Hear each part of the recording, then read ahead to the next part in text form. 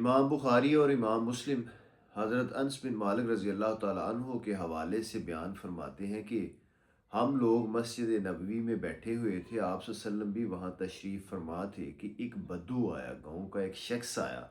اور اس نے آ کے مسجد کے ایک کونے میں پیشاب کرنا شروع کر دیا۔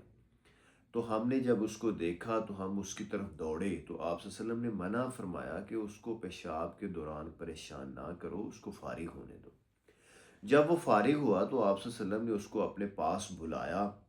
اور نہ اس کو ڈانٹا نہ غصہ کیا، اس کو بتایا کہ مسجد اللہ کا گھر ہے، یہاں گندگی نہیں پھیلانی چاہیے، یہاں گندگی پھیلانا جائز نہیں۔ بدو اللہ کے رسول کے حسن سلوک سے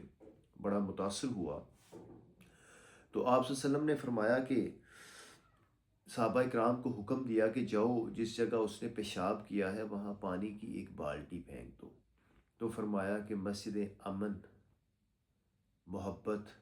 اور رحمت کی جگہ ہے، تو کاش کہ ہم بھی اللہ کے نبی صلی اللہ علیہ وآلہ وسلم کی سیرت پر عمل کر سکیں۔